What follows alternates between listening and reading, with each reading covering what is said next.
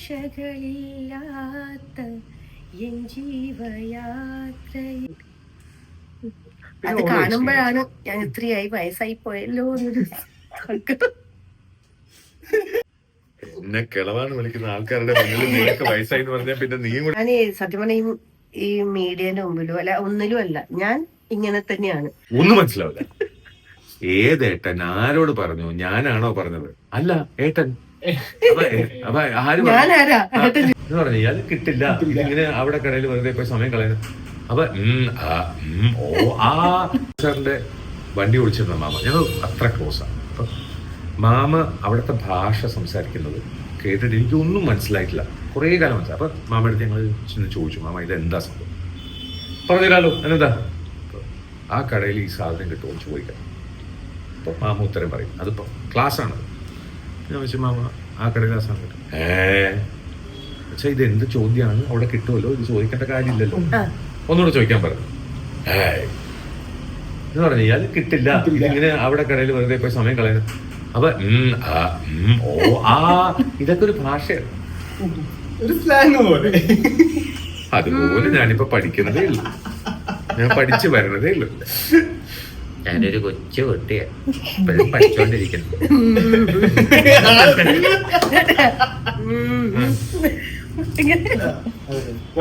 ഞാനിപ്പോ ആൽബത്തിലൊക്കെ ഉണ്ടായിരുന്നല്ലോ, കൽബാണ് ഫാത്തിമ എന്ന് പറഞ്ഞ ആൽബത്തിൽ ഉണ്ടായിരുന്നു. ഇപ്പൊ ആ ആൽബത്തിനെ കുറിച്ച് അല്ലെങ്കിൽ ആൽബത്തിൽ ഉണ്ടായിരുന്ന അതിലെ അഭിനയിച്ചതിനെ കുറിച്ച് പറഞ്ഞു. അത് ഞാന് ചിതറിയവർ എന്ന് പറഞ്ഞൊരു മൂവിയാണ് ഫസ്റ്റ് ചെയ്യുന്നത്. ലാൽജി ജോർജ് ആണ് സംവിധായകൻ. അപ്പോൾ ശ്രീനിവാസൻ ചേട്ടൻ അനിയത്തിയാണ്, സംഗീത രാജാന്തൻ ചേച്ചിയായിട്ട്, അങ്ങനെ കയറി അത് ചെയ്ത് കഴിഞ്ഞപ്പോഴാണ് എനിക്ക് ഈ ആൽബത്തിനായിട്ട് ഒരു ഓഫർ വരുന്നത്. മില്ലേനിയം സജി എന്ന് പറഞ്ഞ പുള്ളിക്കാരനാണ് പേരായിട്ട് ചെയ്തത്. ഊട്ടിയിൽ വെച്ചായിരുന്നു. 18 വയസ്സ് കഴിഞ്ഞാൽ 19 സ്റ്റാർട്ടിങ്ങിലാണ് ആ ഒരു ആൽബം. എന്താണ് അതന്ന് ആൽബം എന്ന് പറയുമ്പോൾ അത്രയും എന്താണ് ആൽബങ്ങളുടെ ഒരു അതെ. ഇപ്പം വീണ്ടും തുടങ്ങിയല്ലേ, രേണു സുധി ഇപ്പം വീണ്ടും ആൽബത്തേക്ക് വന്നപ്പോ അത് തുടങ്ങി. അന്ന് ഞങ്ങളായിരുന്നു, ഇന്ന് മാറി, ഇന്ന് ഞങ്ങൾക്ക് പ്രായമായി. അപ്പൊ അതിനകത്തല്ല ഇപ്പൊ വീഡിയോക്ക് പച്ച അല്ല, ഞാൻ ഇതിനകത്ത് എനിക്കൊരു ഡൗട്ട് ഉണ്ട്. പച്ചപ്പേന്റെ അപ്പൊ അതില് അല്ല, ഇപ്പം കല്യാണം കഴിഞ്ഞതിന് ശേഷമാണ് കുറെ പേർക്ക് അയ്യോ ഇത് ആ ദിവ്യായിരുന്നു ഈ ദിവ്യാന്ന് അറിയാൻ പറ്റിയത്.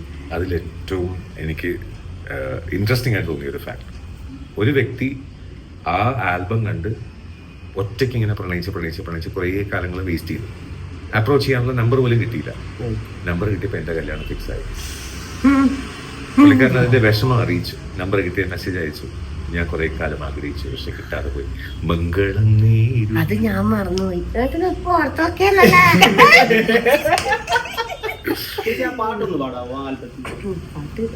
ഞാൻ പാടിയ പറയുന്ന പോലെ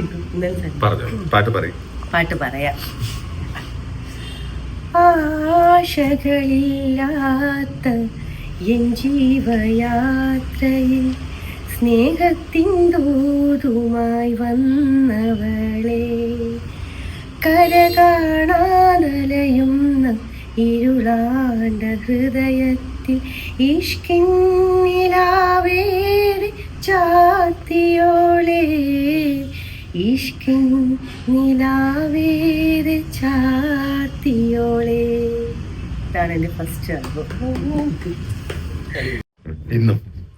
ഇന്നാണ് ഒരുപാട് ഒത്തിരി പേര് അയ്യോ ഇത് അങ്ങനെയാണ് ഇങ്ങനെയാണ്, ആ മുഖം ഒരിക്കലും മറക്കില്ല. ചില പോർഷനിൽ നോക്കുമ്പോ ആ ഒരു അല്ലെ മനസ്സിലാവും. പക്ഷെ ഇപ്പൊ അത്രയും വയസ്സ്, അത്രയും 20 വർഷം 21 വർഷത്തിന്റെ അടുത്തായില്ലോ ആ ആൽബത്തിലേക്ക്. അത് കാണുമ്പോഴാണ് ഞാൻ ഇത്രയായി വയസ്സായി പോയല്ലോ എന്നൊരു എന്നെ കിളവാണ് വിളിക്കുന്ന ആൾക്കാരുടെ മുന്നിൽ നീയൊക്കെ വയസ്സായി എന്ന് പറഞ്ഞാൽ പിന്നെ നീയും കൂടെ എന്നെ അങ്ങനെ വിളിക്കണമെന്നല്ലേ പിന്നൊരു സമാധാനം. ഇത്ര വയസ്സായത് വയസ്സിനല്ലേ വയസ്സായത്, നമുക്കല്ലല്ലോ.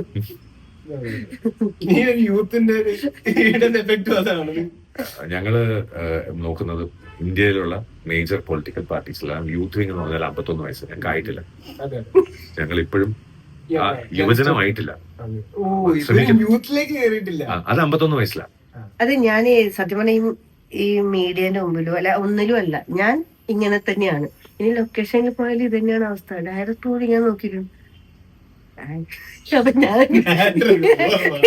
ഞാനിങ്ങനെയാണ്, എനിക്കത് മാറാമില്ല. അപ്പൊ ഒന്നിച്ചില്ല ആർട്ടിസ്റ്റുകൾ പറയും ഇത് 18 വയസ്സ് 19 വയസ്സിന്റെ കുട്ടികളെ നടുവിൽ കൊണ്ടിടാൻ പറ്റിയൊരു സാധനമാണ്. എന്നുവെച്ചാൽ നമ്മളെ കാട്ടി എനർജി ആണല്ലോ എന്നൊക്കെ ചോദിച്ചാൽ ഞാൻ ഓടിച്ചാടിക്കളി എന്തോ അത് ഞാൻ മനഃപൂർവ്വം ചെയ്യുന്നല്ല, അത് പറ്റിപ്പോന്നതാണ്.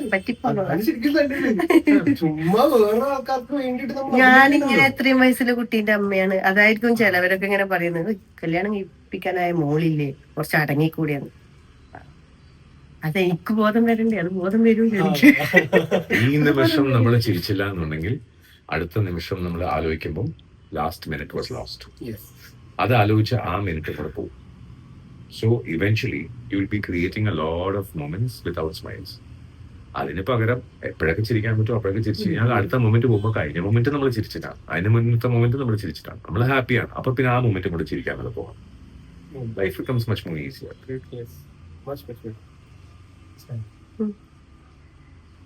അതങ്ങനെയാ പിന്നെ അങ്ങനെയാട്ടാ അല്ലേ. ഏറ്റവും കൂടുതൽ കൺഫ്യൂഷൻ എന്താണ്, പൊന്നിമോളുടെ ബ്രദറും ഞാനും രണ്ടുപേരും ഏട്ടന്മാരാണ്. ഞാനും ഏട്ടനാണ്, അതും ഏട്ടനാണ്. ഏട്ടൻ പറഞ്ഞു ഏട്ടൻ ഒന്നും മനസ്സിലാവില്ല. ഏതേട്ടൻ ആരോട് പറഞ്ഞു? ഞാനാണോ പറഞ്ഞത്? അല്ല ഏട്ടൻ. അപ്പൊ ആര് ഏട്ടൻ? ആരാ പറഞ്ഞു? ഏട്ടൻ. അവൻ എന്റെ ഏട്ടൻ, അത് ഞാനല്ലേ? അല്ല അല്ലേ. അപ്പൊ ആ ഏട്ടൻ ഇത് എന്റെ ഏട്ടത്തിയമ്മക്കും ഉണ്ട് ഈ ഒരു മനസ്സിലായത്. ഞാൻ എന്റെ ഏട്ടത്തിയമ്മയോട് പറയുമ്പോഴും ഏട്ടൻ പറഞ്ഞു ആ ഏട്ടൻ. അപ്പൊ ഏതേട്ടൻ ഈ ബന്ധം നെയ്യല്ലേ? പിന്നെ കാണുന്ന എല്ലാരും ഏട്ടന്മാരാണ്. അപ്പൊ ഒരു പേരും കൂടെ വരുന്നുള്ളു. പേരില്ലാത്ത ഏട്ടന്മാര് ഞാനും ഏട്ടനും മാത്രം. ഒരു മാമൻ പറഞ്ഞു വണ്ടി കയറി അതുപോലെ